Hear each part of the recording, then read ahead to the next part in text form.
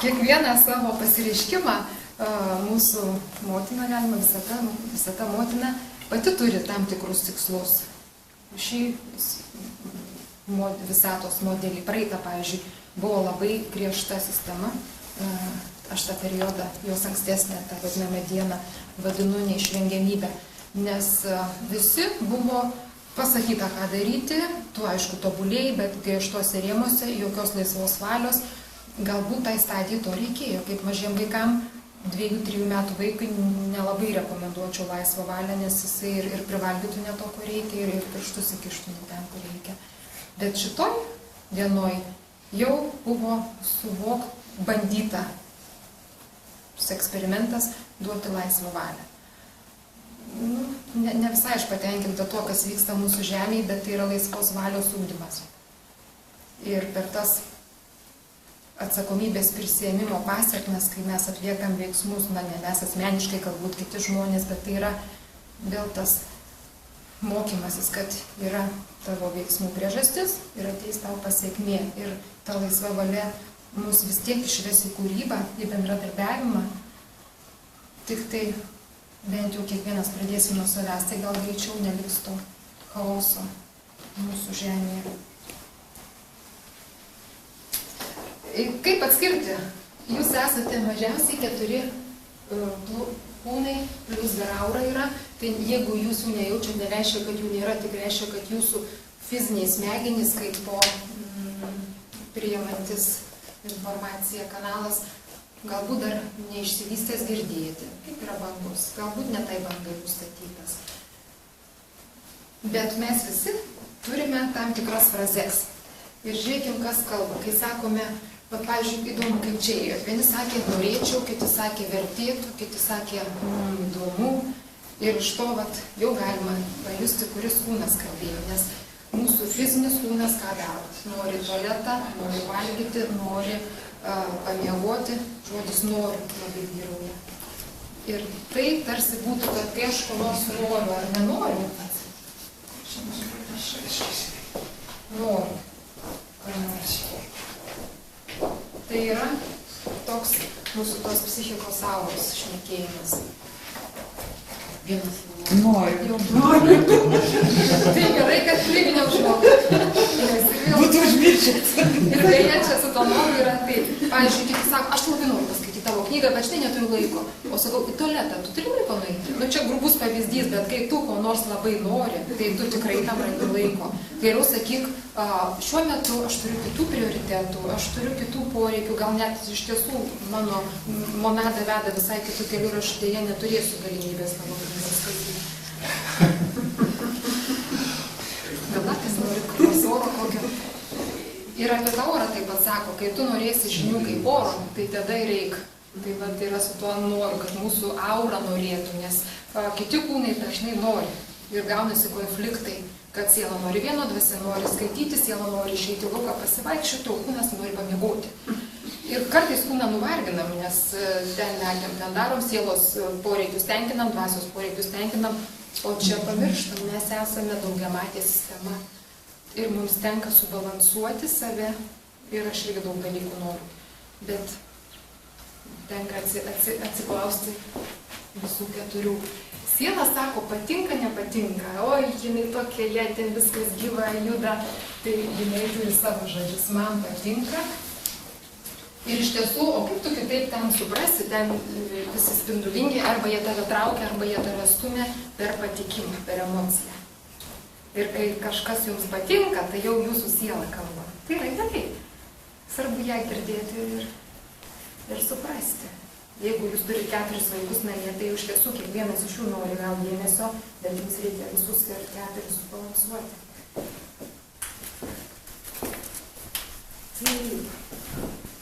Taip, o toliau dvasia sako, protas, ką jis gali sakyti, įdomu, neįdomu. Vat ir jums gal kažkam buvo įdomu čia ateiti, o gal kažkam buvo smalsukas, patinka būtų. Tai vat, įdomu būna tada, kai jau jumyse šneka protas. Ir jam dar įdomu skaityti, dar įdomu, jo akis merkėsi, jau ten kiti reikalai, bet reikalauja savo. Monada sako, tai iš viso jau, ne tai, kad nėra jausmų, bet jie tokie subtilūs, nesako, tikslinga ar netikslinga ir viskas. Ir jinai kartais turi daugiausiai valdžios nuspręsti, kad ir kaip aš ko nors noriu, ar man įdomu, bet man nėra tikslinga, aš turiu savo reikalus, aš jeigu, pavyzdžiui, norėčiau dainuoti, šokti, plaukti, tai yra netikslinga, aš negaliu savęs išskirstyti į tiek daug interesų.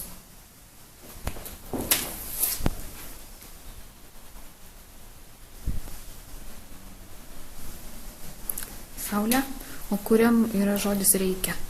Reikia žodžio nėra. Čia mūsų savo pagalba apsimesti, kad mums reikia. Nes man reikia padaryti. Ne, tau nieko nereikia.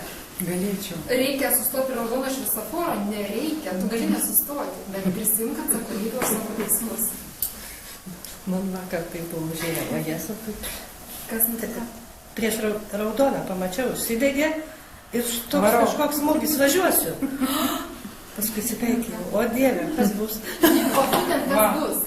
Atsakomybė. O kitam ir neįsijungia.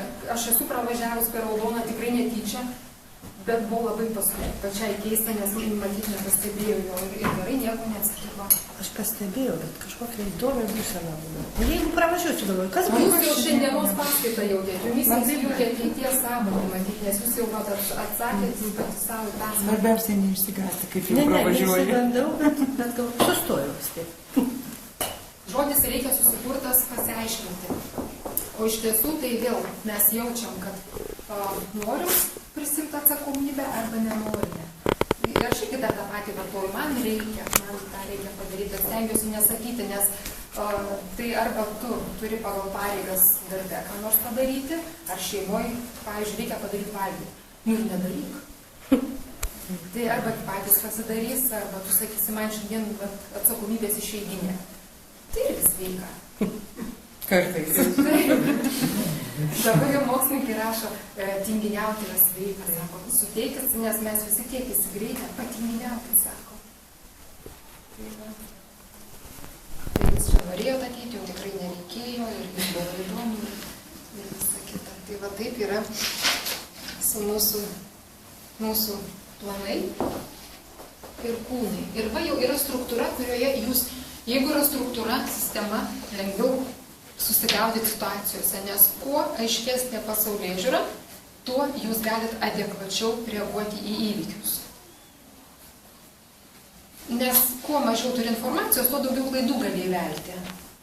Net ir kasdienybėje supranti, kad žmogus, pavyzdžiui, piktas ar barniai, tai supranti, kad jo sąmonės banga visų pirma priėmė tokią patirtį, visų antrą toj stadijoje, kuri dar neatsimena. Tai ant mažo vaiko, jeigu jisai prišiukšna, jūs taip labai pykstat, bet supranti, kad jis yra tos stadijos, kad jis neneša už save atsakomybės. Taip ir su tais kai kuriais žmonėm. Mes padėsim jiem, mokysim, bet suprasim, kad jie dar yra tie atsilikę žuvelės, kurios gal iš kito pulko, gal ten nuklydo kur nors pasidaryti, dar nenorėjo mokytis. Ir tam tikri savęs, aišku, yra du dėsniai. Vienas dėsnis mus traukia žemyn, tai ta fizinė gravitacija. Bet yra labai, turėjo traukti žemyn, nes kaip vandenį grimsti. Tu esi lengvas ir tau sunku grimsti prie kojų ir išoros. Tokius žodramstus akmenis ir mus tempia tarsi energetiškai žemyn, nes nesinori tą žemesnį būvį eiti. Ir tai yra dėsnis, jis tave traukia, kaip vaikų sunku gimti, kas gimta kištų, o jeigu grįžtume, tai daro Cezario pjūvį, tai ne šiaip savo, dėl to, kad kažkas ar vaikas nenori eiti, įstrigė. Tai mus čia traukia fizinė gravitacija. Gera žinia tai, kad į viršų mus irgi traukia dieviška gravitacija. Gravitacija tai reiškia, kad yra kažkoks pagal fiziką kūnas, kuris sukuria į save trauką. Tai vat, motinos sąmonė yra sudėtingas mechanizmas, aišku, ne visus traukia, tik tos, kurie jau čia nusileidę, jau prisisunkę, prisisotinę patirties ir jau juos tada gali pradėti traukti viršų. Nes sąmonėjimas, dvasinis augimas, tai yra procesas ir pastangos. Aš jau sako, kad atsiversiu be pastangų. Nėra tik, kad be pastangų, nes tu vis tiek turi atsimins sąmonės, lavinti savo, kaip aš sakau, neuronus, net ir raumenis ir širdies raumenį, nes jeigu per aukštas kažkokias tiesas ar skaitai, ar knyga sudėtingesnė ima vargti ir širdis, nes kūnas nepasiruošęs tokiam energiniam apkrovom. Vadinasi, irgi sporto salė dvasinė ir tam tikromis kasdieninėmis pratybomis lavinam savo fizinį kūną, atlaikyti subtilėjimą sąmonės. Ir neuronus, kad priimtų daugiau savęs suvokimo. Aš manyčiau, kad tai turėtų būti kasdieninis darbas. Nes tai yra gyvenimo būdas.